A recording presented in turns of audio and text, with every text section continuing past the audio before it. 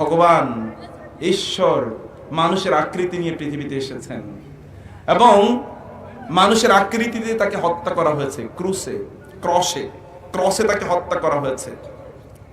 আবার কেউ কেউ বিশ্বাস করে না, ভগবান অবতার আকারে মানুষ রূপে পৃথিবীতে এসেছেন এবং তিনি কখনো কখনো তিনি ডুগডুগি বাজান, কখনো কখনো তিনি গান, কখনো কখনো তিনি বাঁশি বাজান, কখনো কখনো হাজার নারীদের সাথে রাত কাটান, কখনো কখনো উলঙ্গ হয়ে রাস্তায় ঘুরে বেড়ান, কখনো কখনো অন্য ভগবানদের সাথে যুদ্ধে জড়িয়ে যান, কখনো কখনো অন্য ভগবানের স্ত্রীকে হাইজ্যাক করার জন্য অথবা অন্য কোনো দেব দেবতার স্ত্রীকে হাইজ্যাক করার জন্য সে হনুমান বা ইত্যকার বিভিন্ন প্রাণীদেরকে সেখানে ব্যবহার করে। এর মাধ্যমে সে সেখানে যুদ্ধ ভাব তৈরি করে এবং কোন কোন ভগবান এই যুদ্ধে অথবা কোন কোন দেব অথবা কোন কোন দেবতা এই যুদ্ধে পরাজিত হয়, কেউ আবার বিজয়ী হয়। আবার কারো কারো উপর অন্য সকল দেবতারা মিলে তার উপর কি করে অভিশাপ দেয় এবং অভিশাপের কারণে সে ধ্বংস হয়ে যায়। পুনর্জন্মে আবার আরো শক্তিমান দেবতা হিসেবে অথবা শক্তিমান ভগবান হিসেবে সে পৃথিবীতে আবির্ভাব করে। কেউ আবার এটাও বিশ্বাস করে, কেউ আবার এটা বিশ্বাস করে যে না, ভগবান মায়ের পেটে জন্ম নিয়েছিল অথবা ঈশ্বর গড তাদের মতো করে কোনো মায়ের পেটে জন্ম নিয়েছে, কিন্তু মা বাবার সাথে সে থাকতে চায় নাই, না থাকতে চাওয়ার কারণে সে ঘর থেকে পালিয়ে চলে গিয়েছে কোন একটা গাছের নিচে প্রায় 16 দিন পর্যন্ত সেখানে ধ্যানরত ছিল। হঠাৎ করে তার কাছে কি এসেছে? এনলাইটেনমেন্ট, আলো এসেছে। তার কাছে কি আলো এসেছে এবং বলেছে তার কাছে বুদ্ধি এসেছে। এখন তার নাম হয়ে গেছে বুদ্ধ। শুনেছেন কিনা নাম কোনোদিন আপনারা? শুনেছেন কিনা? এবং যোগাসনে বসে থাকে সেই বুদ্ধ অথবা সেই বুদ্ধিওয়ালা ব্যক্তিটা যোগাসনে বসে থাকে, অন্য লোকেরা যোগাসনে বসে থেকে তার মতো করে জীবন যাপন করতে চায়। ভগবানকে পাওয়ার জন্য আবার ভগবানের মতো করেই তারা আচরণ করে, ঈশ্বরকে পাওয়ার জন্য ঈশ্বরের মতো করে আচরণ করে। এরকম হাজারো চিন্তা, এরকম হাজারো বিশ্বাস বিভিন্ন জায়গায় লালন করছে লোকেরা। কেউ কেউ তো তারা তাদের নিজেদের তৈরি কিছু ভগবানের কাছে অথবা নিজেদের তৈরি কিছু দেবতার কাছে তারা প্রার্থনা করে। আবার এই দেবতাগুলোকে কয়েকদিন পরে তারা আবার বিভিন্ন জায়গায় গিয়ে তারা সেগুলোকে চুবিয়ে দেয় অথবা সেগুলোকে তারা নিমজ্জিত করে পানির মধ্যে। তারা মনে করে যে ভগবানের আর দরকার নাই। আমি কয়েকদিন আগে দেখলাম একজন নারী এইরকম একটা ভগবানকে বা এরকম একটা দেবতাকে জুতা দিয়ে পিটাচ্ছে, তো অন্যরা তাকে সেখান থেকে বের করার চেষ্টা করলো। এটা সোশ্যাল মিডিয়াতে এটা প্রায় ভাইরাল মতো হয়ে গেছিল। অন্যরা তাকে সেখান থেকে নিরত রাখার চেষ্টা করছিল, কিন্তু সে নিরত থাকে নাই। সর্বশেষ তার পা দিয়ে খুব জোরে ওই তার ভাষায় যে ভগবান অথবা যে ঈশ্বর অথবা তার ভাষায় যে দেব অথবা দেবী অথবা দেবতা তার কোনো সাহায্য করতে পারে নাই, তার কোনো কল্যাণ করতে পারে নাই, তার ডাকে সাড়া দিতে পারে নাই।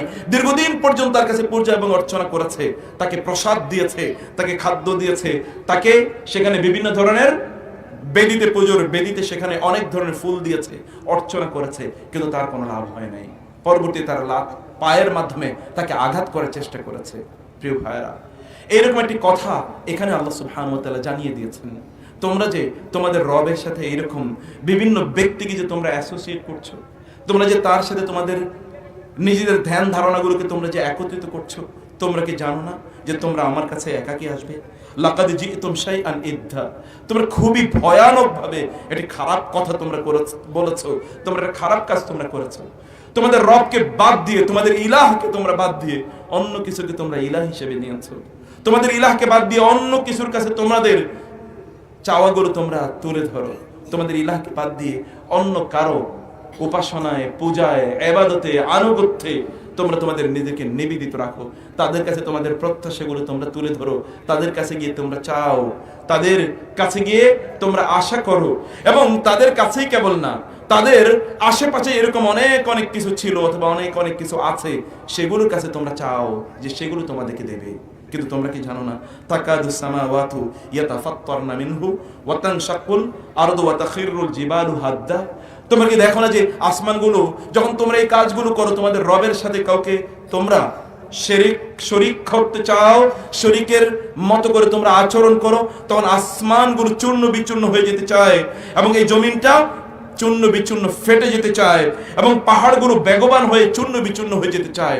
তোমরা কি দেখো না আন দাওয়ালির রহমানি ওয়ালাদা ওয়া মা ইয়ানবাগি লির রহমানি আন ইয়াত্তাখিযা ওয়ালাদা ইন কুল্লু মান ফিস সামাওয়াতি ওয়াল আরদি ইল্লা আতির রহমানি আবদা। এই সব কিছু তো তোমাদের রবের কেবলমাত্র দাসত্ব করছে, সবকিছু কেবল তোমরাই দাসত্ব করো না। তোমাদেরকে আমি শ্রেষ্ঠত্ব প্রদান করেছি, বিবেক প্রদান করেছি, জ্ঞান প্রদান করেছি, বুদ্ধি প্রদান করেছি, শ্রেষ্ঠতম খাবারগুলো তোমাদেরকে দিয়েছি, শ্রেষ্ঠতম অর্গানগুলো তোমাদেরকে দিয়েছি, শরীরের শ্রেষ্ঠতম সবচেয়ে সুন্দর অবয়ব তোমাদেরকে দিয়েছি। লাকাদ খালাকনাল ইনসানা ফি আহসানি তাকওয়িম। আমি তো তোমাকে সবচেয়ে সুন্দর আকৃতি দিয়েছি, কিন্তু সুম্মা রাদাদনাহু আসফালা সাফিলিন।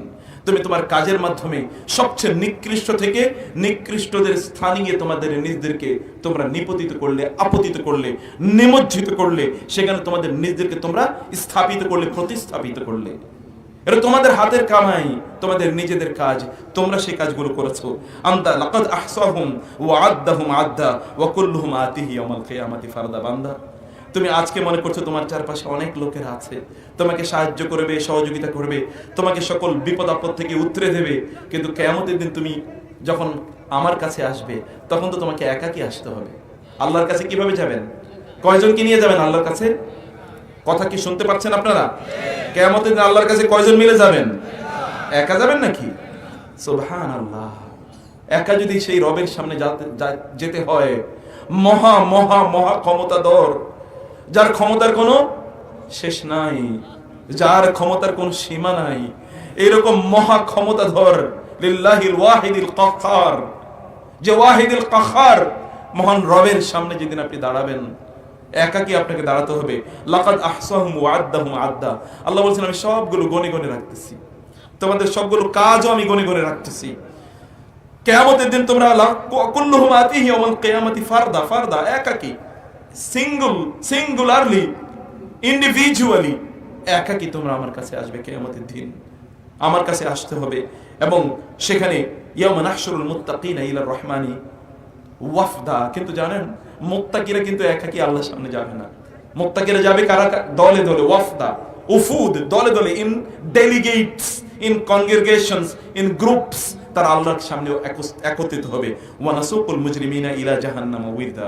কিন্তু যারা জাহান্নামী, যারা অপরাধী, যারা পাপিষ্ঠ, পাপাচারী, যারা তাদের রবকে বাদ দিয়ে অন্য কোনো কিছুর দিকে তাদের দৃষ্টিকে নিবদ্ধ করেছিল, অন্য কিছুর দিকে তাদের হাতটাকে তারা বাড়িয়ে দিয়েছিল, তাদের রবের সামনে তাদের হাত উঠেনি, তাদের হাত উঠেছে অন্য কারো জায়গায়। তাদের রবের সামনে তাদের মাথাটা অবনত হয় নাই, অন্য কারো সামনে তাদের মাথা অবনত হয়েছে। তাদের রবের ভালোবাসা দিয়ে তাদের অন্তরটাকে পূর্ণ করে দেয় নাই, অন্য কিছুর ভালোবাসা দিয়ে তাদের অন্তরটাকে তারা পূর্ণ করে দিয়েছিল। তাদের রবের চিন্তা চেতনা দিয়ে তাদের বিবেকটাকে তারা জাগ্রত করেনি, অথবা বিবেকটাকে তারা পূর্ণ করে নাই। এই বিবেক অথবা এই চেতনা জুড়ে কেবলমাত্র তারা অন্যান্য জিনিস দিয়ে পূর্ণ করে রেখেছিল। এই সকল লোকদেরকে কিয়ামতের দিন আল্লাহ সুবহানাহু ওয়া তাআলা জাহান্নামে, আল্লাহ সুবহানাহু ওয়া তাদেরকে সেখানে ছুঁড়ে ফেলে দেবেন এবং আল্লাহ সুবহানাহু ওয়া তাআলা তিনি বলেন লা ইয়ামলিকুনা শাফাআতা ইল্লা মান ইত্তাখাযা ইনদার রহমানি আহাদা। সেই দিন তাদেরকে সুপারিশ করার মতো কেউ থাকবে না, সেই দিন তাদের কথা শোনার মতো কেউ থাকবে না। সেই দিন তাদের বক্তব্যগুলো তারা যে কারো কাছে বলবে, এই হাত তুলে যে আজ দোয়া করার তাদের সুযোগ ছিল, হাত তুলে যে তারা প্রার্থনা করার আজকের এই জীবনে, এই দুনিয়ার জীবনে তাদের সুযোগ ছিল, এই অপরচুনিটি, এই সুযোগগুলো যদি তারা মিস করেছে, কিয়ামতের দিন এই সুযোগ আর তারা খুঁজে পাবে না। এগুলো আর তাদের নাই, এগুলো তারা বলতেই পারবে না, এগুলো বলার মতো তাদের কোনো অপরচুনিটি নাই, এগুলো বলার মতো, দাবি করার মতো কোনো সুযোগ তাদের কিয়ামতের দিন নাই। প্রিয় ভাইরা, কোরআনের সবচেয়ে ভয়াবহ যে সূরাটি আমাকে মাঝে মাঝে ভাবিত করে, আমাকে মাঝে মাঝে স্তম্ভিত করে দেয়, সেই সূরাটি হলো সূরাতুল কাফিরুন। সেই সূরাটি কি? সূরাতুল কাফিরুন। কুল ইয়া আইয়ুহাল কাফিরুন, বলুন হে কাফেররা। আমি জানি যদি এই যুগে রাসূলুল্লাহ সাল্লাল্লাহু আলাইহি ওয়াসাল্লাম থাকতেন, তাহলে হয়তো আমাদের কাউকে কাউকে একই কথা তিনি বলতেন, ইয়া আইয়ুহাল কাফিরুন। আমাদেরকেও হয়তো তিনি বলতেন ইয়া আইয়ুহাল কাফিরুন। কারণ তৎকালীন কাফের এবং আমাদের মধ্যকার আপনি বড় ধরনের কোনো পার্থক্য খুঁজে পাবেন না, বিশ্বাস করুন। আপনি বড় ধরনের কোনো পার্থক্য আপনি খুঁজে পাবেন না। তার মানে আপনি কাউকে বলবেন কাফের, আপনি কাউকে বলবেন হে কাফের, হে মুশরিক, হে মুনাফিক, ব্যাপারটা কিন্তু এরকম না। আল্লাহ সুবহানাহু ওয়া তাআলা জানেন যে সত্যিকার অর্থে কারা কুফরির মধ্যে নিমজ্জিত রয়েছে। কুফরি তো দুই প্রকার প্রিয় ভাইরা। ইবনে তাইমিয়া রাহিমাহুল্লাহ তিনি বলেছেন এই সূরাতে আল্লাহ তাআলা দুই ধরনের কুফরির কথা বলেছেন। একদল লোক তারা অস্টেনসিবলি, অর্থাৎ তারা এমনিতেই তাদের চেহারার দিকে তাকালে, তাদের বিভিন্ন কার্যকলাপের দিকে তাকালে মনে হয় লোকটা কি মুসলিম, কিন্তু সত্যিকার অর্থে অন্তরের দিক থেকে লোকটা মুসলিম না। অন্তরের দিক থেকে সত্যিকার অর্থে সে কি না মুসলিম না। আপনার একবার চিন্তা করে দেখেন তো, আপনার অন্তরটা কি আপনার রবের প্রতি প্রচন্ড সন্তুষ্ট? আপনার অন্তরটা কি আপনার রবের প্রতি প্রচন্ড সন্তুষ্ট? ইমাম শাফি রাহিমাহুল্লাহ তিনি বাইতুল্লাহর চারপাশে তাওয়াফ করছিলেন, তিনি শুনলেন কেউ একজন বলছেন, ইয়া রব হাল আনতা রাদিন আননি, ইয়া রব হাল আনতা রাদিন আননি, হে রব আপনি কি আমার প্রতি সন্তুষ্ট? আপনি কি আমার প্রতি সন্তুষ্ট? ইমাম শাফি তাকে ডাকলেন, ডেকে বলেন, ভাই তোমার রব তোমার প্রতি সন্তুষ্ট কিনা এটা জানার আগে তুমি আবার তোমার নিজকে তুমি প্রশ্ন করো। তোমার রবকে তুমি জিজ্ঞেস করার আগে তোমার নিজকে তুমি প্রশ্ন করো, তুমি কি তোমার রবের ব্যাপারে সন্তুষ্ট? তুমি কি তোমার রবের ব্যাপারে সন্তুষ্ট? আপনাদেরকে যদি আমি প্রশ্ন করি, আপনার কি আপনাদের রব মানে আল্লাহর ব্যাপারে সন্তুষ্ট? হ্যাঁ, সুবহানাল্লাহ। এবার বলি, ইমাম শাফির মতো এত বিদ্বান ব্যক্তি, এত মহাপণ্ডিত, কেন তিনি ওই ব্যক্তিকে বললেন তুমি কি তোমার রবের ব্যাপারে সন্তুষ্ট? তুমি যে আল্লাহকে বলছো ইয়া রব হাল আনতা রাদিন আননি, ইয়া ইলাহি হাল আনতা রাদিন আননি, oh my Lord are you satisfied with me, are you pleased with me, আপনি কি আমার ব্যাপারে সন্তুষ্ট? তুমি কি তোমার রবের ব্যাপারে সন্তুষ্ট কিনা? তিনি বলেন আমার রবের ব্যাপারে আমি সন্তুষ্ট কিনা এটা তো আমি বুঝতে পারছি না, করণীয় কি? বলো হচ্ছে তোমার রবের বিরুদ্ধে তোমার কোনো অভিযোগ নাই, তিনি তোমাকে যেই অবস্থায় রেখেছেন এই অবস্থায় তুমি সন্তুষ্ট, এটা মানে হচ্ছে তুমি তোমার রবের প্রতি সন্তুষ্ট। বুঝেননি? বুঝতে পেরেছেন কিনা? আপনি যেই অবস্থায় আছেন এই অবস্থায় কি আপনি আলহামদুলিল্লাহ বলতে পারেন? আপনাকে যখন কেউ জিজ্ঞেস করে কেমন আছেন, তখন আপনি কি বলেন আলহামদুলিল্লাহ আলা কুল্লি হাল, নাকি আপনি বলেন না ভাই শরীরটা ভালো না, মন মেজাজটা ভালো না, ব্যবসাটা ভালো যায় না, ছেলে মেয়েদের চাকরি হয় না, মেয়েটার এখনো বিয়ে হয় না, আত্মীয় স্বজনের সাথে সম্পর্ক ভালো যাচ্ছে না, আমি অনেকদিন পর্যন্ত বিভিন্ন রোগে আক্রান্ত, খাইতে পারি না, পেটের পীড়া, মাথার ব্যথা, ক্যান্সার অথবা বিভিন্ন ধরনের ডিজিজ আছে, পোলাপাইনগুলো কথাবার্তা শোনে না, অথবা এদের পড়াশোনা করিয়েছে কিন্তু পড়াশোনা মনোযোগী হয় না। 1000টা অভিযোগ অলরেডি দিয়ে দিয়েছেন। সারা রাত ঘুমানোর পরেও ঘুম থেকে উঠার পরে বলেন শরীরটা মেজমেজ করে, বলে কিনা লোকেরা এই কথা? সারা রাত ঘুমিয়েছে, ঘুম থেকে উঠার পরে বলে শরীরটা মেজমেজ করে, কোমরটা ব্যথা করে। সারা রাত যে সে ঘুমালো এর জন্য তার বলা দরকার ছিল আলহামদুলিল্লাহিল্লাযী আহিয়ানা বাদামা আমাতানা ওয়া ইলাইহিন নুশুর। তার এই কথা বলার কথা ছিল, কিন্তু এই কথা তো বলে নাই। লোকেরা তো এই কথা বলে না। ঘুম যিনি দিয়েছেন তার প্রতি তার কৃতজ্ঞতা নাই। ঘুমে যাওয়ার আগে সে রবের প্রতি তার কৃতজ্ঞতা নাই। সে যখন খেয়েছে তখন সে কথা বলেনি আলহামদুলিল্লাহিল্লাযী আত'আমানি হাদা ওয়া রাযাকানিহি মিন গায়রি হাওলিন মিন্নি ওয়ালা কুওয়া। এই কথা তো আপনি বলেন না। আপনি সর্বশেষ কবে বলেছেন? আপনি বলেন তো কনসিয়াসলি, সত্যিকার অর্থে একেবারে বুঝে শুনে আপনি কবে বলেছেন আলহামদুলিল্লাহ? আপনার অন্তরটা একেবারে ভরে, তৃপ্তি ভরে, আপনার চেহারায় এরকম একটা আনন্দ এবং উচ্ছ্বাস চেহারা জুড়ে, গোটা অস্তিত্ব জুড়ে আছে, আপনি বলেছেন আলহামদুলিল্লাহ। আপনি কতদিন আগে বলেছেন একবার চিন্তা করে দেখেন তো। আমি কি আপনাদেরকে অনুরোধ করতে পারি একবার হৃদয়টা জুড়ে একবার বলেন তো আলহামদুলিল্লাহ। একবার মনের ভিতর থেকে হাতটা দিয়ে দেখেন তো এখানে কোনো ভাইব্রেশন অনুভব করেন কিনা। আলহামদুলিল্লাহ যেন একেবারে ভিতর থেকে আসে। এটা যদি বিশ্বাস করুন, আপনি যদি বলতে পারেন, এটা যদি আপনি বলতে পারেন, তাহলে সত্যিকার অর্থে আপনার রবের প্রতি আপনি সন্তুষ্ট, কোনো অভিযোগ নাই। আপনার রব কি আপনাকে হত্যা করার জন্য সৃষ্টি করেছেন নাকি? আপনার রব কি আপনাকে বিপদে ফেলার জন্য সৃষ্টি করেছেন? না না না, তিনি আপনাকে প্রচন্ড ভালোবাসেন। জানেন না তিনি বলেছেন ওয়াহুয়াল গাফুরুল ওয়াদুদ যুল আরশিল মাজিদ ফাআলুল লিমা ইউরিদ। ওয়াহুয়াল গাফুরু, তিনি ক্ষমা করে দেন। বান্দা তুমি কত গুনাহ করবা বলো, তুমি কত গুনাহ করবা? তোমার যত গুনাহ আছে তার চেয়ে অনেক অনেক বেশি শক্তিশালী হলো আমার ক্ষমা। তুমি গুনাহ করো, গুনাহ করে তুমি আমাকে বলো আমি গুনাহ করলাম, আল্লাহ আমাকে মাফ করে দেন, আমি মুহূর্তের মধ্যে তোমার গুনাহ শুধু মাফই করে দেব না, তুমি যেটাকে গুনাহ মনে করেছো, তুমি যেটাকে দেখেছো গুনাহ, সেই গুনাহটাকে আমি কি করে দেব? সেই গুনাহটাকে আমি সওয়াবে রূপান্তরিত করে দেব। তোমার এটা তো গুনাহ না, আমি এটাকে তোমার সওয়াবের মধ্যে এটাকে আমি রূপান্তরিত করে দেব। মহান আল্লাহ সুবহানাহু ওয়া তাআলা সেটা করতে পারেন কিনা? পারেন। এবং তিনি আল ওয়াদুদ, তিনি পরম ভালোবাসেন আপনাকে। তিনি আপনাকে কি করেন? পরম ভালোবাসেন। প্রিয় ভাইরা, পরম ভালোবাসেন। এই পরম ভালোবাসার কারণে আপনার এত অপরাধের পরও তিনি আপনাকে ধ্বংস করে দেন নাই। আপনি কেবল তুরস্কে একটু ভূমিকম্প দেখেছেন, এইরকম ভূমিকম্প কি সর্বত্র আল্লাহ করে দিতে পারেন না? পারেন কিনা? ওইখানে 7.8 রিক্টার স্কেলের যে ভূমিকম্প হয়েছে, এর যদি আল্লাহ কেবলমাত্র 1 to 2 রিক্টার স্কেল একটু বাড়িয়ে দেন, 10 করে দেন, তাহলে পৃথিবীতে আর কিচ্ছু খুঁজে পাবেন না, কিচ্ছু আর খুঁজে পাবেন না। এটা করার মতো ক্ষমতা তার আছে কিনা? ইদা জুলজিলাতিল আরদু জিলজালাহা ওয়া আখরাজাতিল আরদু আসকালাহা ওয়া ক্বালাল ইনসানু মা লাহা। ইদা জুলজিলাতিল আরদু জিলজালাহা। সেজন্য বলছি আল কাফিরুনদের মতো অবস্থা কিন্তু আমাদের। কাদের মতো অবস্থা আমাদের? কুল ইয়া আইয়ুহাল কাফিরুন। অন্তরের দিক থেকে আপনি হয়তোবা নিজে নিজে আপনার নাম আছে হয়তো আব্দুল সালাম, আব্দুল করিম, আব্দুল্লাহ, আব্দুর রহমান ইত্যাকার নাম, কিন্তু আপনি সত্যিকার অর্থে অন্তরের দিক থেকে আপনি মুমিন না। অন্তরের দিক থেকে আপনি মুমিন না, মুসলিম না অন্তরের দিক থেকে আপনি। কারণ আপনার রবের কাছে আপনার পরিপূর্ণ আত্মসমর্পণ নাই। আপনি বলেন না আল্লাহ যা হয়েছে আমার জন্য কল্যাণের জন্য হয়েছে, আমার রব যা করেছেন এটি আমার জন্য কল্যাণের জন্য করেছেন, আমার রবের কাছে আমি আত্মসমর্পণ করলাম। অথবা আপনার রব আপনাকে যে নির্দেশ প্রদান করেছে সেই নির্দেশের কাছে আপনি আত্মসমর্পণ করেছেন, ওই নির্দেশের বাইরে আর আপনি অন্য কোনো কাজই করেন না, সেটাই আপনার একমাত্র পলিসি জীবনের, সেই কাজগুলো আপনি করেন। প্রিয় ভাইরা, আপনার রবের নির্দেশের মধ্যে একটা নির্দেশ আছে, সেই নির্দেশের নাম হলো কি? সালাত।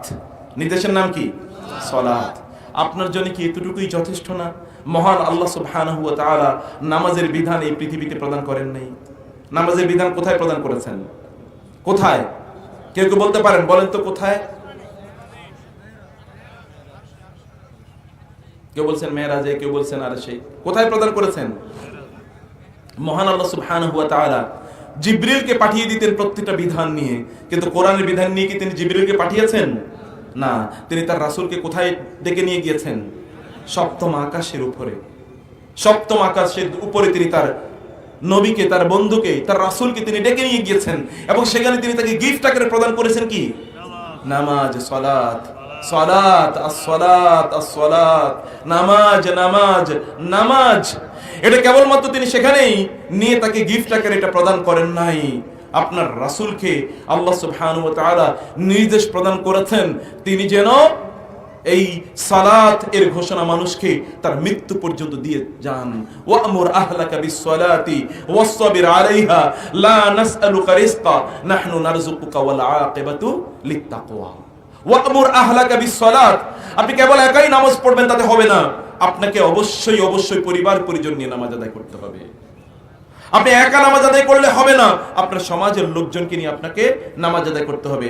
আল্লাযীনা ইম্মাক্কান্নাহুম ফিল আরদি আকামুস সালাতা ওয়া আতাউয যাকাতা ওয়া আমারু বিল মা'রুফি ওয়া নাহাউ আনিল মুনকার। আল্লাহ তাআলা বললেন, যারা জমিনে বিভিন্ন ভাবে তারা দায়িত্ব পালন করে, হতে পারে এই সমাজের দায়িত্বে আছে, যেমন আমাদের মেম্বার সাহেব আছেন, হতে পারে কোন একটা প্রতিষ্ঠানের দায়িত্ব, যেমনি ওই ফ্যামিলির দায়িত্বশীল তিনি, সমাজের তিনি দায়িত্বশীল হতে পারেন, তিনি হতে পারে কোন প্রতিষ্ঠানের দায়িত্বশীল। যেই জায়গায় তিনি দায়িত্ব পালন করেন না কেন, কোন দায়িত্বশীল ব্যক্তির উপর আল্লাহ সুবহানাহু ওয়া তাআলা 4টা জিনিসকে ফরজ করে দিয়েছেন। কয়টা জিনিসকে ফরজ করেছেন? 4টা জিনিসকে। তোমাদের 1 নম্বর হচ্ছে আকামুস সালাত। 1 নম্বরে কি?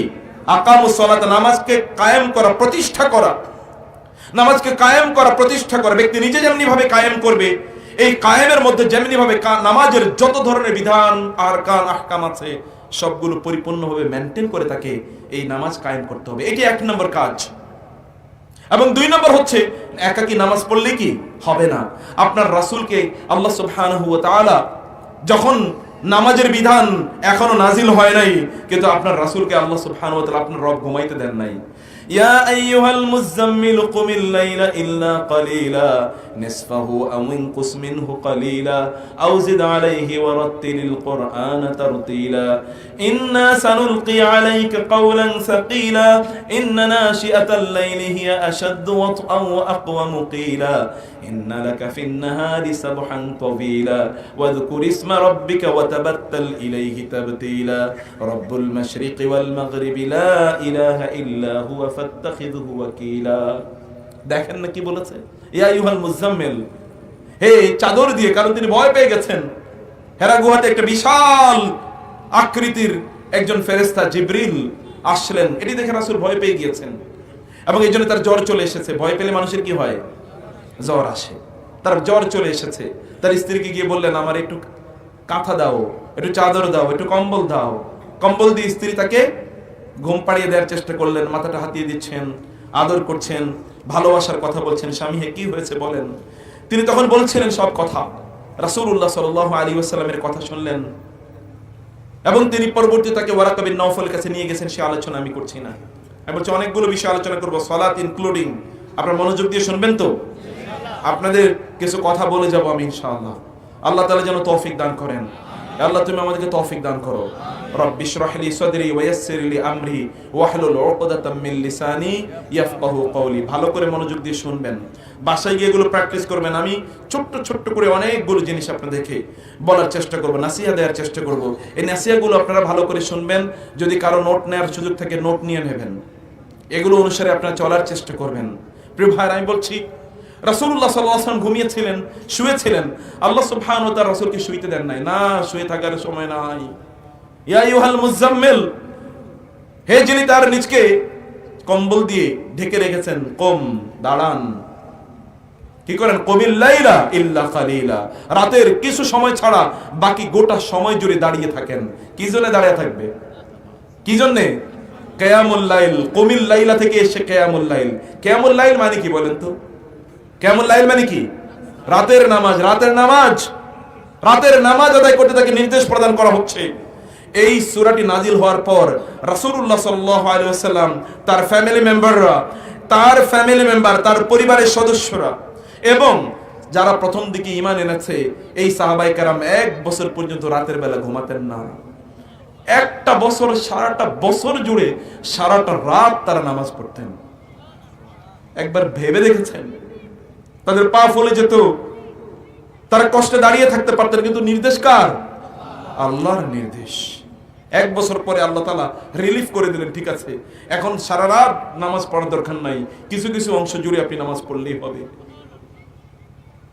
আল্লাহ সুবহানাহু ওয়া তাআলা সালাত ফরজ করার আগে সালাতকে ফরজ করে দিয়েছেন। ফরজ করার আগেই তিনি কুমিল লাইলা নির্দেশ প্রদান করে। আমর লিল উজুব, আমর হচ্ছে নির্দেশ, হচ্ছে ওয়াজিব বোঝানোর জন্য, মানে ফরজ বোঝানোর জন্য। আল্লাহ সুবহানাহু ওয়া তাআলা তার রাসূলকে কথা বললেন। কেন বলেছেন জানেন? ইন্না নাশিয়াতাল লাইলি হিয়া আশাদ্দু ওয়াতআন ওয়া আকওয়ামু কিলা। কারণ দিনের বেলা আপনার কি আছে? ইন্না লাকা ফিন নাহারি সাবহান তাওয়িলা। দিনের বেলা আপনার অনেক কাজ আছে। দিনের বেলা এই কাজগুলো করার জন্য আপনার শারীরিক শক্তি লাগবে। কি লাগবে? শারীরিক শক্তি লাগবে দিনের বেলা কাজ করার জন্য। শারীরিক শক্তি কোত্থেকে আসে মুসলমানদের? কেউ বলতে পারেন? খাবার থেকে, খাদ্য থেকে, ফ্রুটস, দুধ, অথবা কি ডিম, অথবা মাংস, মাছ ইত্যাদি খেলে শারীরিক শক্তি হয় মুসলমানের? মুসলমানের শারীরিক শক্তি আসে অনেক অনেক বেশি নামাজ থেকে। কি থেকে? নামাজ থেকে। সে যখন আল্লাহর সামনে দাঁড়িয়ে যায়, আল্লাহ সুবহানাহু ওয়া তাআলা তার শক্তিটাকে বাড়িয়ে দেন। রাসূলুল্লাহ সাল্লাল্লাহু আলাইহি ওয়াসাল্লাম বলেছেন, তুমি রাতের নামাজ আদায় করো, তার মাধ্যমে আল্লাহ সুবহানাহু ওয়া তাআলা দিনের বেলা তোমার শরীরের রোগগুলো আল্লাহ তাআলা দূর করে দেবেন। এখানে যদি কেউ থাকেন যারা তাহাজ্জুদের নামাজ আদায় করে রাতের বেলা, একবার তাদেরকে এগিয়ে যে মুরব্বীরা একবার জিজ্ঞেস করে দেখেন, যারা রাতের তাহাজ্জুদের নামাজ আদায় করে এদের শরীরে আল্লাহ সুবহানাহু ওয়া তাআলা কোনো রোগ দেন না। আমি আমার এক জ্যাঠাকে দেখেছি, বৃদ্ধ, ঠুলঠুলে বৃদ্ধ, কিন্তু তার শরীরে কোনো রোগ নাই। সারা রাতই প্রায় দেখতাম নামাজ পড়ে, কিয়ামুল লাইল করে, সারা রাত সালাতুত তাহাজ্জুদ আদায় করে আমি দেখতাম। আল্লাহ সুবহানাহু ওয়া তাআলা এর বারাকায়, কারণ এই কথা তিনি কোরআনেও বলেছেন, ইন্না লাকা ফিন নাহারি সাবহান তাওয়িলা। দিনের ব্যাপারে লম্বা আপনার জার্নি আছে, কাজ আছে, ওয়ার্ক আছে, ট্রাভেল আছে। আপনাকে বিভিন্ন ধরনের কাজ করতে হয় দিনের বেলা। দাওয়াতি ময়দানে আপনাকে শক্তি নিয়ে কাজ করতে হয়। প্রিয় ভাইরা, সালাত এর জন্য কি এতটুকুই যথেষ্ট না? যুদ্ধের ময়দানে শত্রুরা আপনাকে হত্যা করার জন্য উৎ পেতে আছে, যুদ্ধের ময়দানেও সালাত ছাড়া যাবে না, নাকি যাবে? وآخرون يقاتلون في سبيل الله فاقرؤوا ما تيسر منه وأقيموا الصلاة وآتوا الزكاة واعتصموا بالله وأقرضوا الله قرضا حسنا।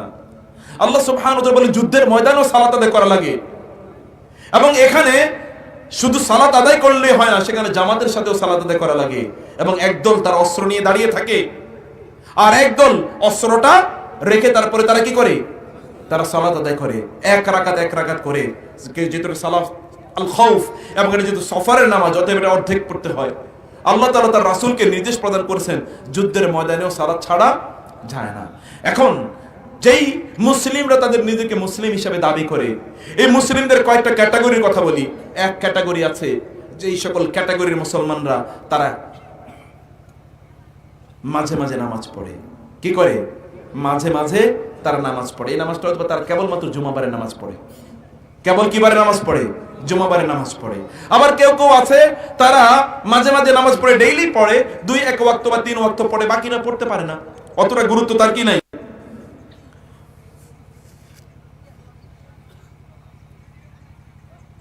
বাকির নামাজের প্রতি তার কোনো গুরুত্ব নাই, বাকি নামাজের প্রতি তার কি নাই, কোনো গুরুত্ব নাই। কেবল অতটুকু নামাজি আদায় করে, 1 রাকাত 2 রাকাত অথবা 1 ওয়াক্ত 2 ওয়াক্ত নামাজ আদায় করে। কেন এটা আদায় করে জানেন? কারণ যখন সে সুযোগ পায় তখনই কেবল নামাজ পড়ে। যখন তার কোনো কাজ থাকে না তখন সে নামাজ পড়ে। এখন দোকানটা বন্ধ হয়েছে, আপনাদের আছে কিনা দেখবেন, আপনাদের সাথে মিলে যায় কিনা দেখবেন, যে এই সকল লোকেরা কি হয়েছে, তার এখন কাজ শেষ, দোকান এখন বন্ধ হয়ে গেছে, অফিস এখন বন্ধ হয়ে গেছে, এখন ক্ষেতের কাজ বন্ধ হয়ে গেছে, এখন তার ব্যবসা বাণিজ্য বন্ধ হয়ে গেছে, এখন তার আড্ডা দেওয়া বন্ধ হয়ে গেছে, এখন তার সিনেমা দেখা বন্ধ হয়েছে, অথবা খেলাটা কি মাত্র বন্ধ হয়ে গেছে, বন্ধুদের সাথে এক জায়গায় ঘুরতে গিয়েছিল, এখন মাত্র ঘোরা শেষ হয়েছে, বাসায় ফিরে এসেছে, অথবা মার্কেটে গিয়েছিল, শপিং করেছে, শপিংটা এখন শেষ হয়েছে, এখন বাসায় ফিরে এসেছে। যখন অন্যান্য সব কাম শেষ তখন সে নামাজে দাঁড়ায়। আছে কিনা এরকম মুসলমান? অন্য সকল কাজ শেষ যখন হয় তখন এক নামাজ পড়ে। কেউ কেউ 4 বা 5 ওয়াক্ত একসাথে পড়ে ফেলে, কারণ বাইরে তো নামাজ পড়তে পারে না, অতএব বাসায় এসে সব নামাজ একসাথে পড়ে ফেলে। এইরকম আরেক ক্যাটাগরির মুসলমান আছে। আমি কিন্তু কাফেরদের কথা বলছি, কুলিয়াইউল কাফিরুন। 3 নম্বরে এক ক্যাটাগরির মুসলমানরা আছে। এই সকল ক্যাটাগরির মুসলমানরা তারা কোনোদিন নামাজ পড়ে না এবং নামাজের কোনো ভ্রুক্ষেপ তার মধ্যে নাই, কারণ সে অনেক বড় এক আল্লাহর ওলির কি হয়ে গেছে, সে মুরিদ হয়ে গেছে। আল্লাহর ওলি তাকে বলে দিয়েছে, তোমার আবার নামাজ পড়া লাগবে কেন, তোমার সাথে তো এখন আল্লাহর সাথে ডাইরেক্ট কানেকশন, এখন আর তোমার নামাজ লাগবে না। কারণ সে আল্লাহর ওলিও নামাজ পড়ে না, তার সাথে যারা চলাফেরা করে তাদেরও নামাজ পড়া লাগে না। নামাজ পড়ি তো আমরা গুনাহগার ব্যক্তিরা, কারণ আমাদের আল্লাহর সাথে এখনো সম্পর্ক তৈরি হয় নাই। আর এদের তো কোনো গুনাহ নাই, কারণ তারা তো আর কোনো গুনাহ করে না, তারা সরাসরি আল্লাহর নির্দেশে চলে। আল্লাহকে তো অলরেডি তারা পায়া গেছে, অতএব তাদের নামাজের দরকার নাই। এরা একটা ভিন্ন জগতে তারা বসবাস করে। এরকম একদল লোক আছে কিনা? এরকম একদল লোক আছে। এটা হলো যারা নামাজ পড়ে না, এরকম একটা ক্যাটাগরি। আর আমরা যারা নামাজ পড়ি তাদের ব্যাপারে একটা ভয়ঙ্কর কথা আছে। আরাআইতাল্লাযী ইউকাযযিবু বিদ্দীন ফাযালিকাল্লাযী ইয়াদউল ইয়াতীম ওয়া লা ইয়াহুদ্দু আলা তুআমিল মিসকিন ফাওয়াইলুল লিল মুসাল্লিন। ফাওয়াইলুল লিল মুসাল্লিন কেন? আল্লাযীনা হুম আন সালাতিহিম সাহুন। একদল মুসল্লি তারা নামাজ পড়ে, নামাজ পড়ার পরেও তারা কি ধ্বংসের মুখে আছে। হায় হায়, নামাজ না পড়লে ধ্বংস, এখানে দেখি নামাজ পড়লেই ধ্বংস। ফাওয়াইলুল লিল মুসাল্লিন, কারণ কি? আল্লাযীনা হুম আন সালাতিহিম সাহুন। যখন তারা নামাজে দাঁড়ায় তখন তারা নামাজের ব্যাপারে কি, তারা উদাসীন, অমনোযোগী। নামাজ তারা সময় মতো আদায় করে না, অথবা তারা জামাতে নামাজ আদায় করে না, অথবা নামাজে যখন দাঁড়ায় তখন তারা প্রচন্ড তাড়াহুড়া প্রবণ হয়, তারা খুবই তাড়াহুড়ার সাথে তাদের নামাজ তারা আদায় করে। অথবা নামাজ যখন আদায় করে তখন সবচেয়ে ছোট সূরাটি দিয়ে তারা নামাজ আদায় করে। তারা কেবলমাত্র জিজ্ঞেস করে এক তাসবিহ পড়লেই হবে কিনা, সুবহান রাব্বিয়াল আলা একবার পড়লে কোনো সমস্যা আছে কিনা, এটাই তাদের মাথা ব্যথা। এখানে তাদের নামাজে আসার পরে তাদের কি বিভিন্ন ব্যস্ততা বেড়ে যায়।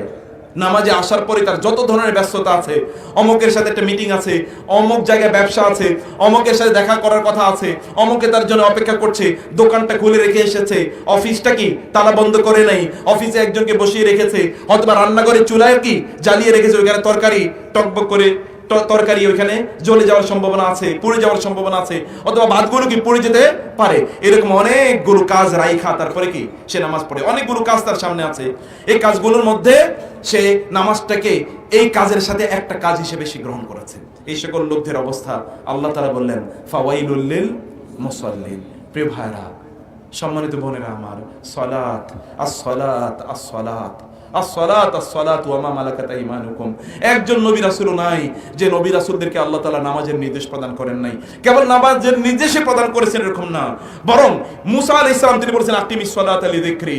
আল্লাহ তাআলা মুসাকে বলেছেন আমার জিকিরের জন্য তুমি নামাজ আদায় করো, আমার স্মরণের জন্য। আল্লাহ সুবহানাহু ওয়া তাআলা ঈসা আলাইহিস সালামের ব্যাপারে বলেছেন যে ওয়া আওসানি বিস-সালাতি ওয়াজ-যাকাতি মা দুমতু হাইয়া।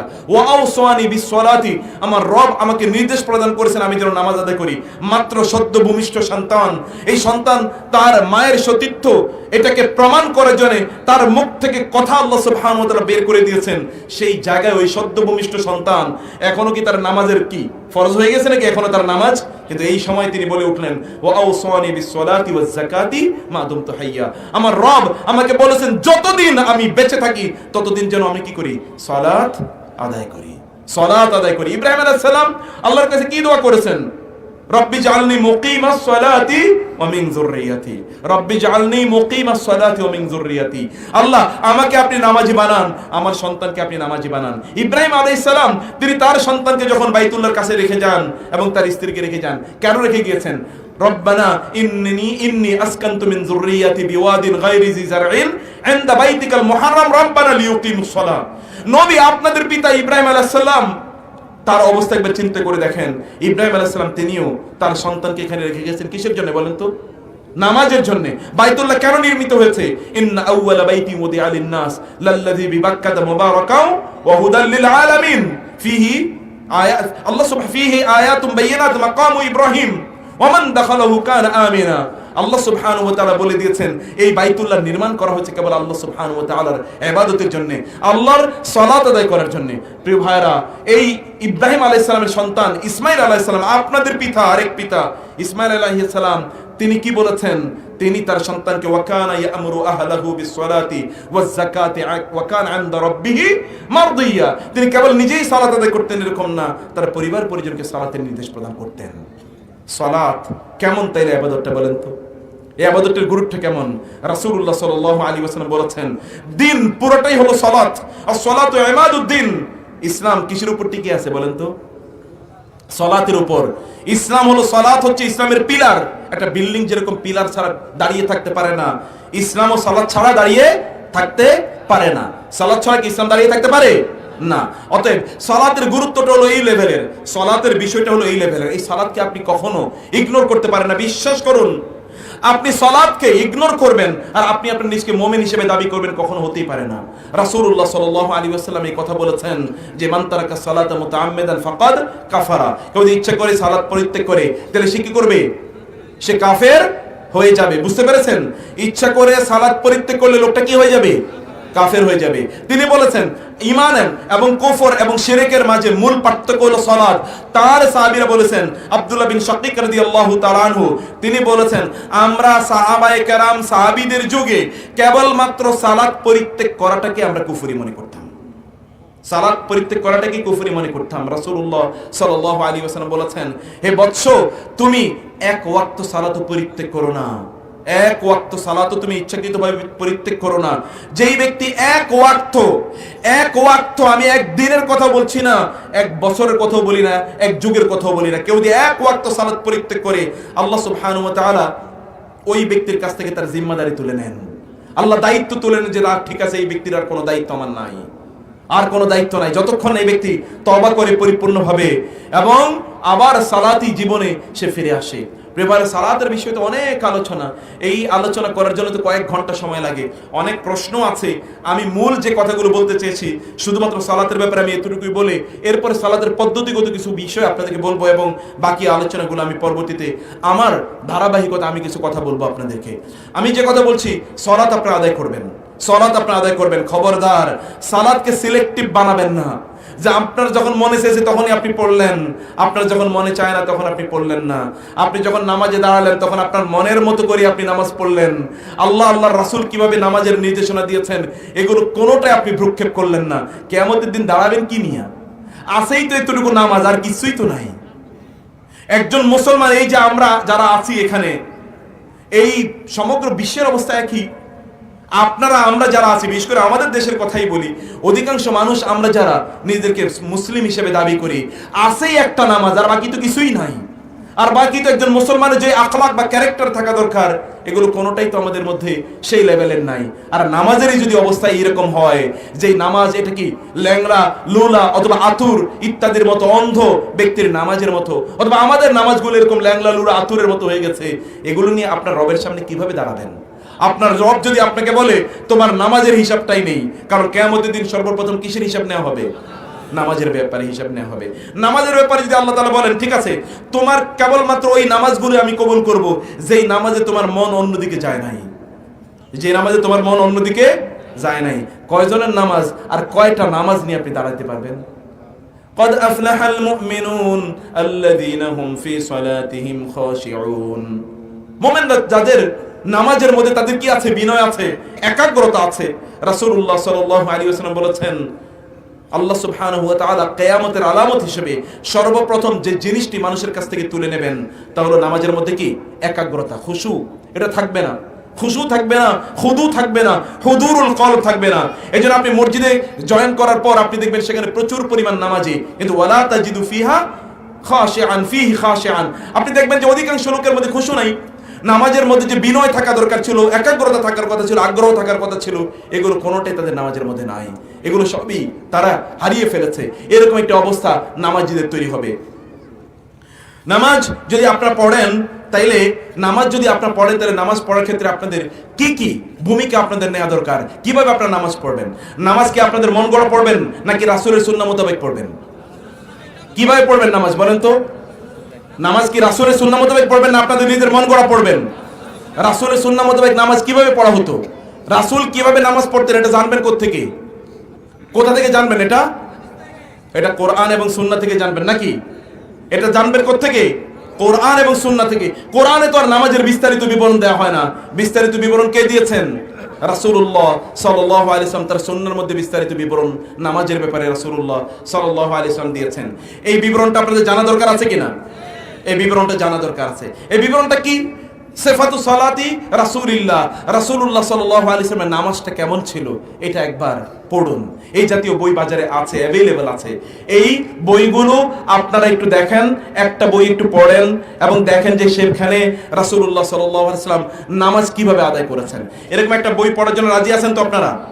হ্যাঁ, রাজি আছেন?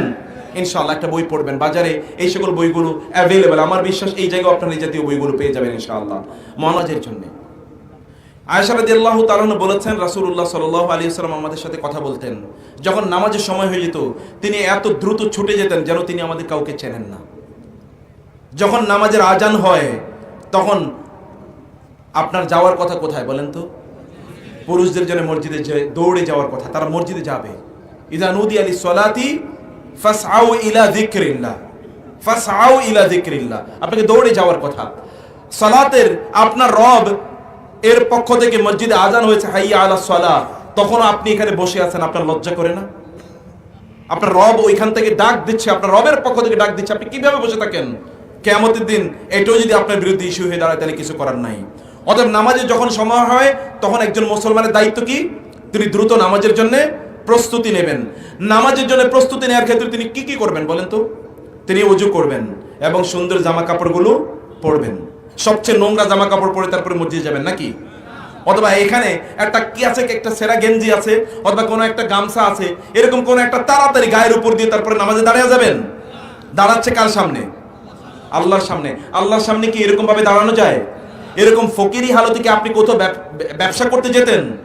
কোথাও মেহমানদারি খেতে যেতেন? কোনো বিয়ের দাওয়াতে আপনি এভাবে যেতেন? যেতেন না। তাহলে আপনার রবের সামনে আসাটা এভাবে কিভাবে আসে? এটা তো একটা স্পর্ধিত আচরণ, এটা তো আল্লাহর সাথে বেয়াদবি। আল্লাহ বলেছেন খুযু যিনাতাকুম ইনদা কুল্লি মাসজিদিন, কোরআনে তিনি বলেছেন তোমরা নামাজের সময় তোমাদের সুন্দর জামা কাপড়গুলো পরো। অতএব নামাজের সময় কি করতে হবে? সুন্দর জামা কাপড় পরে নামাজে আপনি দাঁড়াবেন। নামাজে যাওয়ার জন্য সুন্দর জামা কাপড়গুলো পরবেন, সুন্দর করে ওযু করে নেবেন। সালাতের জন্য ওযু শর্ত কিনা? আপনি যদি সুন্দর করে ওযু করেন তাহলে প্রত্যেকটা ওযুর ড্রপ অফ ওয়াটারের সাথে, প্রত্যেকটা পানির ফোঁটার সাথে আপনার গুনাহগুলো ঝরে যাবে কিনা? রাসূলুল্লাহ সাল্লাল্লাহু আলাইহি ওয়াসাল্লাম বলেছেন কেউ যদি সুন্দর করে ওযু করে তাইলে এই ব্যক্তির আমলনামায় অব্যাহতভাবে সওয়াব ঢুকতেই থাকে। আপনি যদি সুন্দর করে ওযু করেন কিয়ামতের দিনে ওই ওযুর স্থানগুলোতে আলো ঠিকরে পড়বে এবং রাসূলুল্লাহ সাল্লাল্লাহু আলাইহি ওয়াসাল্লাম দূর থেকে বুঝতে পারবে এই হচ্ছে আমার উম্মত। আর আপনি ওযু ঠিকমতো করবেন না, অবস্থা কি হবে? এই ওযুই তো হয় না, তাহলে নামাজ হবে কোত্থেকে? সুন্দর করে ওযু করে তারপরে ধীরে সুস্থে মসজিদে যেতে হয়। কিভাবে যেতে হয়? ধীরে সুস্থে। আজান হওয়ার পর থেকে একামত পর্যন্ত এই সময়টা সোনার চেয়ে বেশি দামি, জানেন আপনারা? সোনার চেয়ে বেশি দামি। এই সময় আল্লাহর কাছে আপনি যাই দোয়া করবেন আল্লাহ তাআলা সব দোয়া কি কবুল করে নেবেন। কি একটা অপরচুনিটি, চিন্তা করে দেখেন। আপনাকে যদি প্রাইম মিনিস্টার বলে যে তুমি এই 1 ঘন্টা আমার কাছে যা চাইবা আমি তোমাকে তাই দিয়ে দেবো, আপনি কি করবেন? পাগল হয়ে যাবেন লিস্ট লেখার জন্য যে আমি এটা চাই, এটা চাই, এটা চাই, এটা চাই। আর এটা কেবলমাত্র একবার আপনার প্রাইম মিনিস্টার অথবা প্রেসিডেন্ট বলতে পারে, কিন্তু আপনার রব প্রতিদিন কতবার তিনি আপনাকে বলেন যে এই সময়টা দোয়া কবুলের সময়, অতএব তুমি আমার কাছে চাও। বাইনাল আযানি ওয়াল ইকামাতি সালাতুন তুকবালু অথবা দাওয়াতুন তুস্তাজাবু, দুটোই সহিহ হাদিস, যে 2 আযান এবং ইকামতের মধ্যখানে যেই কোনো কেউ যদি কোনো দোয়া করে, কোনো প্রার্থনা করে, তাহলে এই দোয়া বা প্রার্থনাটা আল্লাহ সুবহানাহু ওয়া তাআলা কবুল করে নেন। আপনি মসজিদে একটু আগে গেলেন, গিয়ে সেখানে মসজিদে ঢুকে কি করতে হয় বলেন তো? কি করতে হয়? 2 রাকাত নামাজ পড়তে হয়, না গিয়েই ঠাস করে বসে যাবেন। গিয়ে 2 রাকাত নামাজ আদায় করতে হয়। মসজিদে ঢুকবেন কোন পা দিয়ে? বাম পা দিয়ে না ডান পা দিয়ে? ডান পা দিয়ে ঢোকার সময় দোয়া আছে কিনা? কি দোয়া আছে কে বলতে পারেন দেখি? আল্লাহুম্মা আফতাহ লি আবওয়াবা রাহমাতিকা। এর বাইরে আরেকটু দোয়া আছে, আর কে বলতে পারবেন? বাহ, মাশাআল্লাহ। এই যে উস্তাদ বলে দিয়েছে, বিসমিল্লাহ ওয়াস সালাতু ওয়াস সালামু আলা রাসূলিল্লাহ আল্লাহুম্মা আফতাহ লি আবওয়াবা রাহমাতিকা। দেখেছেন, বলে দিয়েছে। এটা তো আপনাদের জানতে হবে আপনি কি দোয়া পড়ে আপনি ঢুকছেন। আপনি যখন মসজিদে ঢুকেন তখন আপনি মসজিদে ঢুকারই তো আদব রক্ষা করছেন। আপনি নামাজ কিভাবে হয়? মসজিদে ঢোকার আদবই তো, শিষ্টাচারই তো আপনার ঠিক নাই। মসজিদে ঢুকলেনই তো আপনি বেয়াদবের মতো করে বাম পা দিয়ে আল্লাহর কাছে যাচ্ছেন, আপনি বাম পা দিয়ে। আল্লাহ যদি বলে তুই বাম পা দিয়ে ঢুকেছিস, তোর ঢুকাই আমি কবুল করলাম না, তখন কি হবে? আপনাকে কনসিয়াসলি সাবধানতার সাথে আল্লাহর সামনে যাওয়া দরকার। পিসাবের দরবারে গেলে তো দেখি একেবারে জোতা বাইরে রেখে যান, আবার বাইর হওয়ার সময়ও কি একেবারে এইরকম সামনে দিয়ে বাইর হওয়া লাগে, পিছনে দিয়ে বাইর হওয়া যায় না। আল্লাহর ঘরে যখন যান, আল্লাহ সুবহানাহু ওয়া তাআলার ঘরে যখন যান, এতটুকু আত্মমর্যাদা থাকা দরকার আছে কিনা? অবশ্যই আছে। সাহাবায়ে কেরাম সালফে সালিহিন তারা বলতেন, আমরা যখন মসজিদে ঢুকতাম তখন জুতার সাথে দুনিয়াও রেখে যেতাম। জুতার সাথে কি রেখে যেতাম? আর আপনারা জুতো ভিতরে নিয়ে যান, দুনিয়াও ভিতরে নিয়ে যান। কথা বুঝেন নাই? যত ভিতরে নিয়ে যান, দুনিয়াও ভিতরে নিয়ে যান। আর দুনিয়া তো দুনিয়ার যত ধরনের গ্যাঞ্জাম আছে সবগুলো মসজিদে ভিতরে নিয়ে যান। এই জন্য মসজিদে দাঁড়াইলেই, নামাজে দাঁড়াইলেই আপনার কি সকল ধরনের কথা মনে পড়ে। এক লোক ইমাম আবু হানিফার কাছে এসে বলল, আমার তো টাকার ব্যাগটা আমি কোথায় রাখছি খুঁজে পাইতেছি না। তিনি বলেন 2 রাকাত নামাজ পড়ো। 2 রাকাত নামাজ পড়ার পরে লোক দৌড়ে আসে বলে, আমি তো ব্যাগ খুঁজে পাইছি। তখন বলেছি কি? তার ছাত্ররা বললো, কি ব্যাপার আপনি এই ব্যাগ খুঁজে পায় না, আপনি বলে নামাজ পড়তে, এটা কেমন কথা? আপনি অন্য কথা বলতে পারতেন, আর এই ব্যক্তি নামাজ পড়ার পরে ব্যাগ খুঁজে পাইলো, এটা কেমন কথা হইলো? বলে, আরে তুমি তো জানো এই লোক কোনোদিন নামাজ পড়ে না। আজকে যখন নামাজ পড়তে যাবে, শয়তান তো ওরে নামাজ পড়াইতে দেবে না। এই জন্য শয়তান ওর সারা নামাজের মধ্যে কেবল ব্যাগের কথা ওরে বলে দেবে। অতএব ও ব্যাগ খুঁজে পাইবে, শয়তান ওরে এসে বলে দেবে। আমি তো জানি ওর ট্রিটমেন্টটা কি। আপনার ট্রিটমেন্ট দেখবেন সব নামাজের মধ্যে। কোনো কিছু খুঁজে পান না, নামাজের মধ্যে খুঁজে পাবেন। কেউ আপনারা গালি দিয়েছে 30 বছর আগে, নামাজের মধ্যে হঠাৎ করে আপনার মনে পড়ে গেছে ওই 30 বছর আগে ওই লোকটা আমার গালি দিছিল। নামাজের অবস্থাটা হচ্ছে আপনার এরকম। রাসূলুল্লাহ সাল্লাল্লাহু আলাইহি ওয়াসাল্লামের নামাজ বা সাহাবায়ে কেরামের নামাজের অবস্থা দেখেন, তারা নামাজ কিভাবে পড়েছে আর আপনি নামাজ কিভাবে পড়েন। আপনি যখন যান তখন আপনার মোবাইলটাই তো আপনি অফ করতে ভুলে যান। আপনি কেমন নামাজ পড়তে গেছেন? মুসলমানদের মোবাইল মসজিদে বেজে উঠে কিনা বলেন তো? উঠে কিনা? নামাজের মধ্যে বেজে উঠেছে, তো মোবাইলটাই অফ করতে তার ভুলে গেছে। তার নামাজ হয় কোত্থেকে? তার নামাজ হয় কোত্থেকে? সে তো মোবাইলটা এরকম সামনে তার ডিসপ্লেটা অন করে রেখেছে, কারণ কে ফোন করে এটা দেখা লাগবে না, কারণ গুরুত্বপূর্ণ কেউ ফোন করতে পারে। এই জন্য নামাজটা শেষ করেই তারপরে আবার এটা হাতে নেয়। আস্তাগফিরুল্লাহ, সুবহানাল্লাহ কিচ্ছু নাই, আগে এটা আছে কিনা? অতএব এই ব্যক্তির নামাজ কিভাবে হয়? নামাজ কিভাবে হয়? তা তো নামাজে যাওয়ার আগেই তার কোনো প্রিপারেশন নাই নামাজের। সে যে আল্লাহর সামনে যাচ্ছে এরকম কোনো প্রিপারেশন নাই। কেউ আপনার এলাকার সবচেয়ে দামি কোনো ব্যক্তি যদি আপনাকে দাওয়াত দেয়, আর দেশের সবচেয়ে দামি কোনো ব্যক্তি যদি আপনাকে দাওয়াত দেয়, যে আপনি তার এখানে, যেমন প্রাইম মিনিস্টারের দাওয়াত দিয়েছে কোন একটা প্রোগ্রামে আপনাকে, আপনি সবচেয়ে ভালো জামা কাপড়, সবচেয়ে ভালো প্রিপারেশন, অনেক আগে সেখানে আপনি যাবেন নাকি? প্রোগ্রাম 12টায় শুরু, আপনি কয়টায় যাবেন? 12:15? 12:10 যাবেন কয়টায়? আপনি তো আগের দিন 12টায় যে ওইখানে দাঁড়িয়ে থাকবেন, যা অবস্থা আপনার। আর আপনার রবের সামনে আপনি দাঁড়াতে যান, যখন ইমাম সাহেব অলরেডি 2 রাকাত, তখন আপনি এখানে দাঁড়িয়ে দাঁড়িয়ে গল্প করতেছেন, এই আসো তুমি এটা করলা না কেন, ওইটা করলা না কেন, তখনও আপনার হুঁশ নাই। যখন রবের সামনে যেতে হয় তখন সম্ভ্রান্ত ভাবে মর্যাদার সাথে যেতে হয়। ইমাম সাহেব অলরেডি কি নামাজে দাঁড়িয়ে গেছেন, অলরেডি রুকুর মধ্যে চলে গেছেন, আপনি মসজিদে ঢুকেই দেখেন যে অলরেডি রুকুর মধ্যে চলে গেছেন, দে একটা দৌড় দিয়ে যদি নামাজে জয়েন করে নামাজ হবে? নামাজই তো হবে না, আপনি কিসের নামাজ পড়তেছেন? আপনি তো নামাজই হচ্ছেন। আপনার যাওয়ার কথা ছিল, আপনার রবের সামনে গিয়েছেন প্রশান্ত, আপনি তো গিলটি, আপনি তো অপরাধী, আপনি দৌড়ান কেমনে? আপনার যাওয়া দরকার ছিল অপরাধের মতো করে, সরি আমি একটু পরে চলে এসেছি, আস্তে ধীরে গিয়ে আপনার সেখানে জয়েন করা দরকার ছিল, আস্তে গিয়ে সেখানে গিয়ে আপনার জয়েন করা দরকার ছিল। আপনি সেটা না করে আপনি আরো বেশি বুজুর্গি দেখাইতেছেন। আসলে তো বুজুর্গি না, বুজুর্গি হলো আপনি চিন্তা করেন যদি রুকুতে টেরে মেরে ধরতে পারি তাইলে তো আর একটা রাকাত কষ্ট করে পড়া লাগবে না। অবস্থাটা এরকম কিনা? কিসের নামাজ? এই নামাজ ল্যাংড়া নামাজ নিয়ে আল্লাহর সামনে দাঁড়াবেন। এই নামাজ পড়ার না পড়ার মধ্যে কতটুকু পার্থক্য আছে আমি জানি না। আল্লাহ ক্ষমা করে দিতেই পারেন, তার কোনো নামাজও লাগে না ক্ষমা করে দেওয়ার জন্য, সেটা তো আল্লাহ সুবহানাহু ওয়া তাআলার ইস্যু। কিন্তু তিনি এগুলো ধরবেন, তিনি বারবার বলেছেন নাব্বি ইবাদি আন্নী আনাল গফুর রহিম, আমার বান্দাদেরকে বলে দাও আমি ওদেরকে ক্ষমা করে দেবো, কিন্তু আন্না আযাবি ওয়াল আযাবুল আলিম, ওরা যেন এই কথা বলে না যে আমার শাস্তি কিন্তু মহা ভয়ঙ্কর, আমি যখন শাস্তি দেবো আমি কিন্তু ছাড় দেবো না, ইন্না বাতশা রাব্বিকা লাশাদীদ, আমি কিন্তু ছাড় দেবো না ওদেরকে যখন আমি ধরবো। সেজন্য প্রিয় ভাই বোন, সালাতে যাওয়ার আগে আল্লাহর সামনে যাচ্ছেন এরকম ভাবটা নিয়ে যাবেন। আপনার রবের সামনে দাঁড়াতে যাচ্ছেন ভাবটা এরকম নিয়ে যাবেন যেন আপনার রব সালাতে আপনার দিকে তাকিয়ে থাকেন, জানেন না আপনার দিকে তাকিয়ে থাকেন আপনার রব। সেই জন্যে আপনার রব তাকিয়ে আছেন, আপনি কিভাবে সালাতের মধ্যে অমনোযোগী হন, অন্যদিকে আপনি আপনার দৃষ্টিটাকে ফেরান। সালাতের মধ্যে খবরদার কিছু কাজ করবেন না। সালাতের মধ্যে এইদিকে সেই দিকে কে আছে, আপনার পাশে কে দাঁড়িয়ে আছে এটা জানার দরকার কি? আপনার কোনো দরকার নাই। সালাতে আপনার পাশে কে দাঁড়িয়ে আছে এটা আপনার জানার দরকার নাই, এই দিক সেই দিক তাকার দরকার নাই। একজন মুসলমান নামাজে দাঁড়ালে তার কিভাবে মাথা চুলকায়, তার দাড়ি চুলকায়, তার পিঠ চুলকায়, তার হাত চুলকায়, আবার সে মশাও দেখে ঠাস করে একটা মশা মেরে ফেলেছে নামাজের মধ্যে, আছে কিনা? সে নামাজের মধ্যে দাঁড়াইছে, অথচ সাহাবায়ে কেরামের শরীরে তীর বিদ্ধ হয়ে তারপরে তারা বুঝতে পারে না সালাতের কারণে, কারণ দাঁড়িয়ে আছে কার সামনে? আল্লাহর সামনে। আর আপনার মশা কানের দিক দিয়ে একটু ওই দূরে দিয়ে একটা মশা যায়, এই বনবনে তার নামাজ হয় না। কেমন নামাজি, নামাজের ক্ষেত্রে তার কি মনোযোগ, নামাজের ক্ষেত্রে তার মনোযোগের লেভেল থেকে দেখেন। সালাতে আপনি যখন যান, আপনি যখন নামাজে যখন আপনি দাঁড়ালেন, এই নামাজে দাঁড়ানোর ক্ষেত্রে তো আপনার বহুত ভুল আছে। অধিকাংশ লোক দাঁড়ায় নাওয়াইতু আন উসাল্লি লিল্লাহি তাআলা, এটা পড়তে পড়তে এর মধ্যে 3 রাকাত অলরেডি শেষ, 2-3 রাকাত অলরেডি শেষ, কারণ এটা পড়াই তার শেষ হয় না, মুখ দিয়ে আসে না তো। আবার অনেকে এই ভয়ে তারা নামাজও পড়ে না, কারণ নাওয়াইতু আন উসাল্লি লিল্লাহি তার মুখস্থ নাই, এই কারণে নামাজে সে যায় না। এক ছেলের জিজ্ঞেস করলো, নামাজ হওয়ার পর ইমাম সাহেব জিজ্ঞেস করলো তুমি নামাজ পড়লা না কেন? বলে আমার প্যান্ট ভালো নাই। আর মিয়া প্যান্ট লাগবে না, নামাজ পড়ো। বলে আমি ওযু করি নাই। আর ওযু করা লাগবে না, তোমার আসো তো নামাজে, আসো তো। বলে যে আজকে মনটা ভালো নেই। আজকে কি নাই? মনটা ভালো নেই। মন ভালো লাগবে না, তুমি আসো, নামাজ পড়লেই মন ভালো হয়ে যাবে। বলে হুজুর আমি আসলে আপনারে পছন্দই করি না, এই জন্য আমি নামাজ পড়তে চাই না। বুঝেন নাই অজুহাত?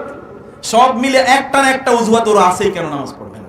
হয় প্যান্ট ভালো না, কোন মুসলমানের প্যান্ট ভালো না এটা কোন মুসলমান বলতে পারে? কোন মুসলমান কেমনে অপবিত্র থাকে? অপবিত্র থাকে ইন্নামাল মুশরিকুনা নাজাসুন ফালা ইয়াকরাবুল মসজিদাল হারাম বা'দা আমিহিম হাদা। অপবিত্র কারা? মুশরিকরা। আল্লাহ তাআলা বলছেন মুসলমান কি অপবিত্র না পবিত্র?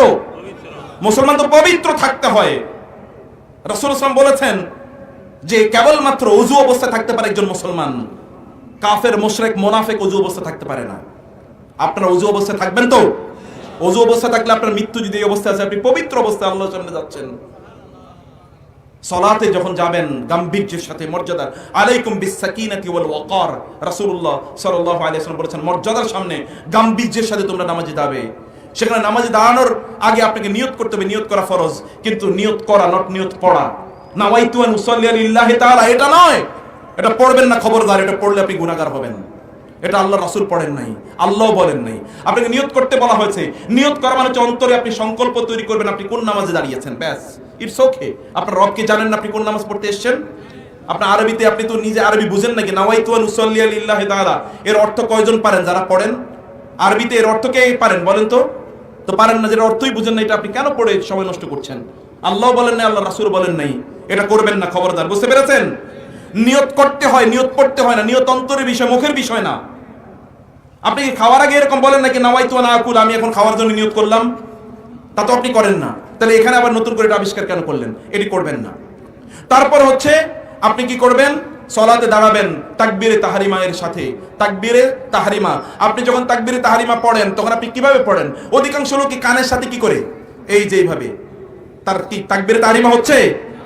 তাকবীরে তাহরিমা হচ্ছে কিনা বলেন তো? না। আপনাকে তো রাসূলুল্লাহ সাল্লাল্লাহু আলাইহি ওয়াসাল্লাম বলেছেন এই দুই কাঁধ বরাবর অথবা দুই কানের লতি বরাবর আপনি তুলবেন, এই যে এতটুকু অথবা এতটুকু, এবং আঙ্গুলগুলো সব কোন দিকে থাকবে? কিবলার দিকে। আর আপনি যখন এরকম দাঁড়ান তখন আপনি কি করেন?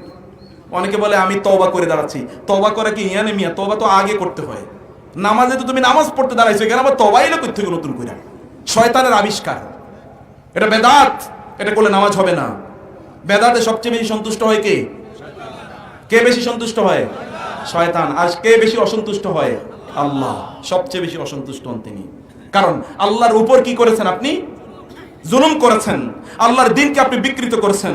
আল্লাহর রাসূলের সামনে কিয়ামতের দিন দাঁড়াইতে পারবেন না। হাউজে কাউসারের পানি তো বহুত পরে। ফেরেশতারা কি করবে জানেন? পিটায়া পিটায়া হাড় ভেঙে রাসূলের সামনে থেকে নিয়ে যাবে। রাসূল বলেন উম্মতি উম্মতি উম্মতি। না না, এটা আপনার উম্মত না। আপনি জানেন না আপনার মৃত্যুর পর এরা আপনার ধর্মকে এরা বিকৃত করে দিয়েছিল। বুঝেন নাই? সোহকান। তারপর রাসূল বলেন নিয়ে যাই গুলো রে। সোহকান সোহকান লিমান গায়্যারা দীনি বাদি। আমার পর যে দিনকে প্রত্যাখ্যান পরিবর্তন করেছে এগুলো সবগুলো আমার সামনে থেকে নিয়ে যাও। সালাতের সব প্রশ্ন এখানে চলে আসুক। এই আলোচনার পরে দেখবো যে অনেক প্রশ্ন হয়তো থাকবে না। আপনারা শুনতে পাচ্ছেন কথা? বুঝতে পারছেন তো কথাগুলো? ওকে, তাহলে কি করবেন আপনারা? খুব প্রজ্ঞার সাথে, পার্সোনালিটি, ব্যক্তিত্বের সাথে আল্লাহু আকবার বলে আপনি সালাত কি করলেন? আপনি আপনার সালাতটা শুরু করে দেন আল্লাহু আকবার বলে। মহান কে? মহান আল্লাহ। নামাজের মধ্যে শুরুই করলেন মহান হলেন আল্লাহ। এর চেয়ে মহান আর কি? ব্যবসা বাণিজ্য, বন্ধু বান্ধবের সাথে আড্ডা, খেলা, এরকম কোনো কিছু আর মহান হতে পারে না।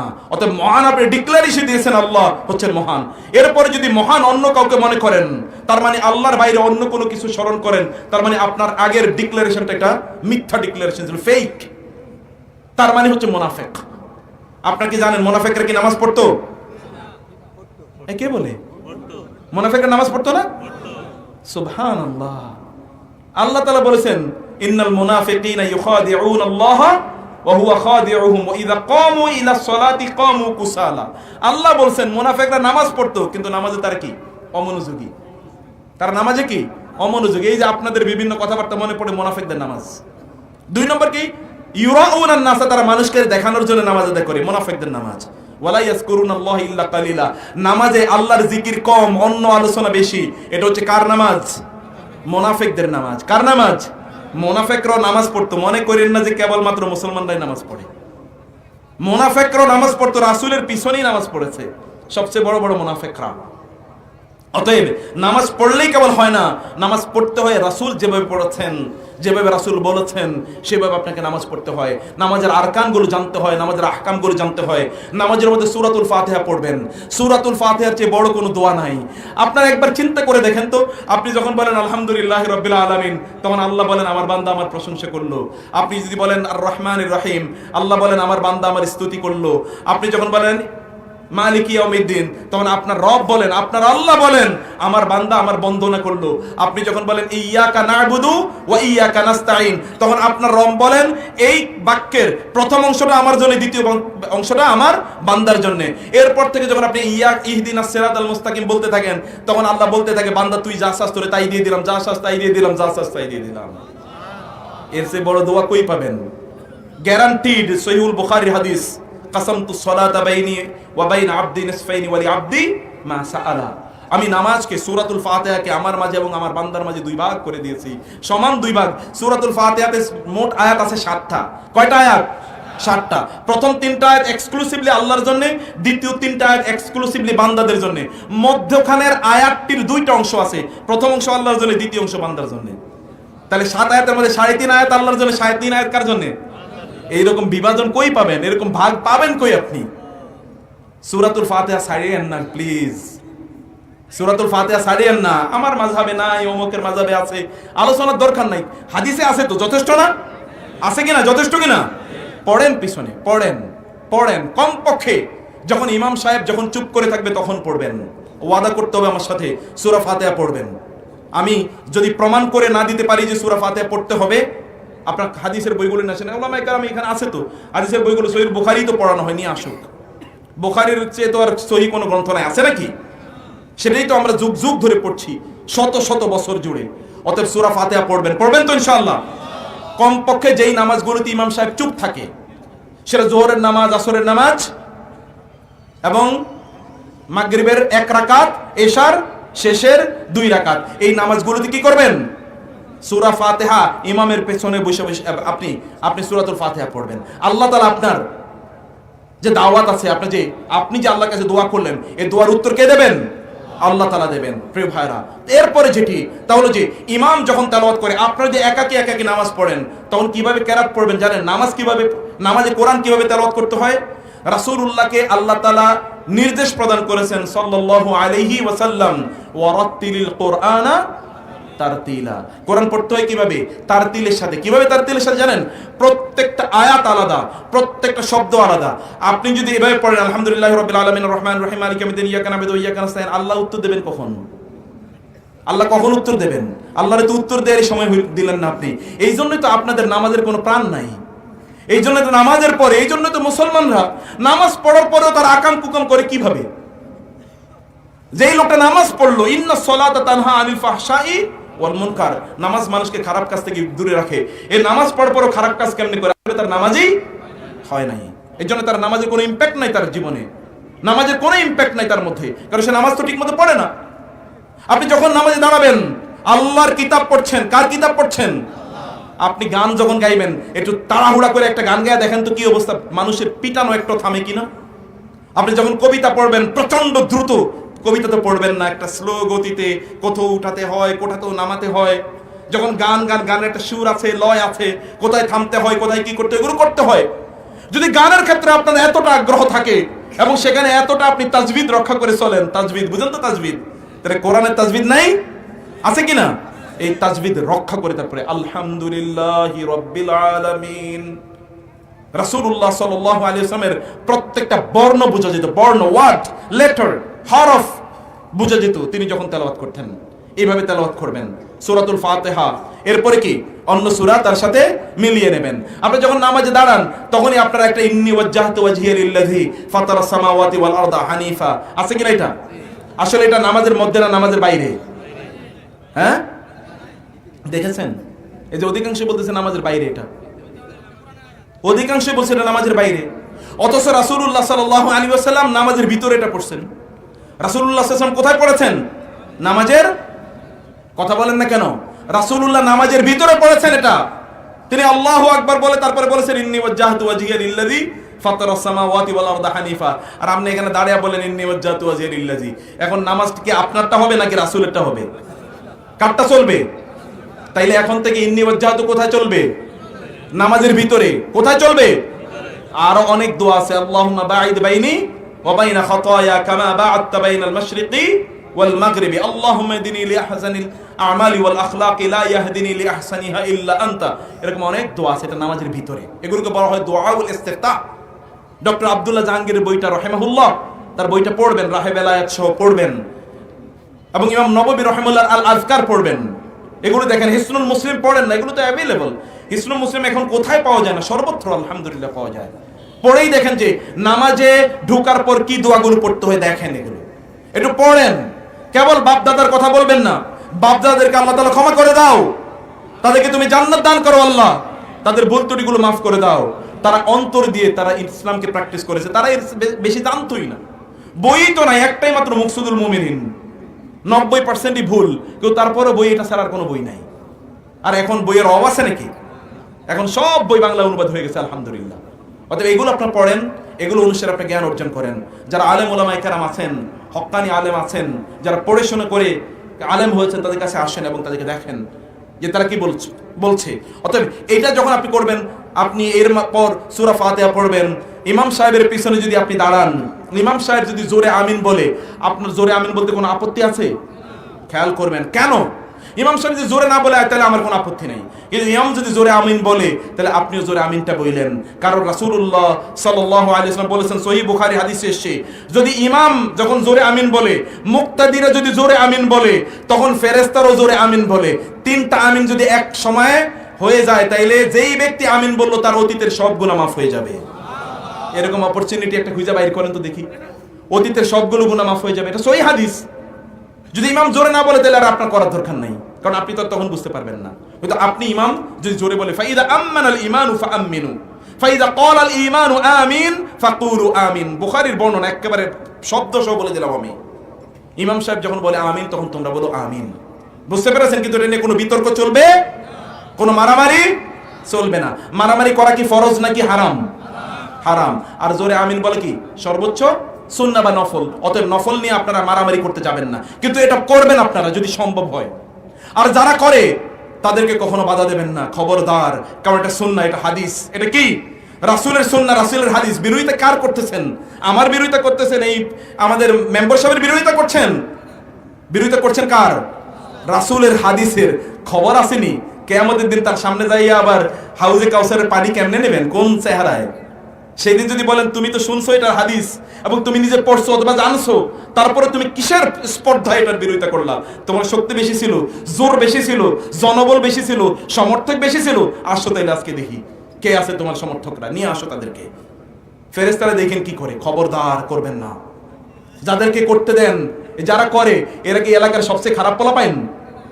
এলাকার এখন কিছু মানুষ, যে বৃদ্ধরা যারা আছেন তারা, অথবা ধরুন যারা ইয়াং কিছু জেনারেশন আছে, এরাই হয়তোবা দেখবেন আপনি একটু জোরে আমিন বলছে অথবা এই করছে বা বুকের উপর হাত বাঁধছে বা এই কাছে।